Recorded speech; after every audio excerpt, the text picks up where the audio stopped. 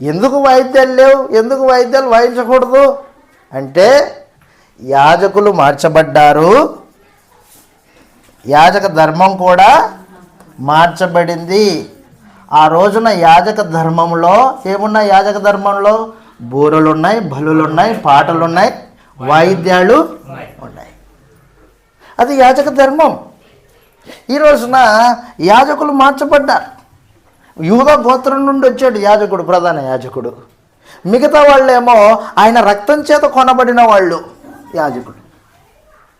ప్రధాన యాజకుడేమో యూదా గోత్రము, ఆయా భాషలు మాట్లాడేవారు, ఆయా జాతుల్లో నుంచి వచ్చిన వాళ్ళేమో యాజకుడు. చదువుతాం ఇలాగ రాయబండి. హెబ్రీ పత్రిక 7వ అధ్యాయం 11వ వచనం. హెబ్రీలకు రాసిన పత్రిక 7వ అధ్యాయం 11వ వచనం. ఆ లేవీయులు యాజకులై ఉండగా ప్రజలకు ధర్మశాస్త్రం ఇవ్వబడెను గనుక ఆ యాజకుల వలన సంపూర్ణ సిద్ధి కలగలేదు గనక, కలిగింటే ఉండేవాళ్లే, సంపూర్ణ సిద్ధి కలిగింటే వాళ్ళే నిరంతరం ఉండేవాళ్ళు, కానీ కలగలేదు కాబట్టి చెప్పబడక మెల్కీసెదెకు అనే ఒక క్రమాన్ని ఏర్పాటు చేసాడంటే దేవుడు. మెల్కీసెదెకు అనే ఆయన అబ్రహాం దగ్గర దశమ భాగాలు తీసుకున్నాడు.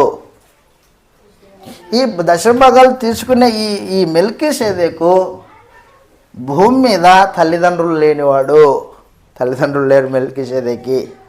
రెండవది, కాలమునకు ఆది అయినను అంతమైనను మెల్కీసెదెకి లేదు. మరి ఎవరైనా ఎక్కడి నుంచి వచ్చాడు అంటే ఆయన రాజు అంట, అలాగునే యాజకుడు అంట. ఎవరు చెప్పారు? పరిశుద్ధాత్ముడు చెప్పాడు. మెల్కీసెదెకు రాజు, యాజకుడు. చదువుతాం, అక్కడ రాయబడింది 7వ అధ్యాయం 2వ వచనంలో 1 నుండి 7వ అధ్యాయం 1 నుంచి. రాజులను సంహారం చేసి తిరిగి వచ్చుచున్న అబ్రహామును ఎవడు కలుసుకుని అతన్ని ఆశీర్వదించునో ఇచ్చునో, అదిగో షాలేము రాజు అంట అతని పేరు. షాలేము రాజును మహోన్నతులకు దేవుని యాజకుడు. కాబట్టి ఒక పక్క రాజరికము, ఒక పక్క యాజకత్వం, రెండు చేస్తున్నాడు. ఎవరు? మెల్కీసెదెకు.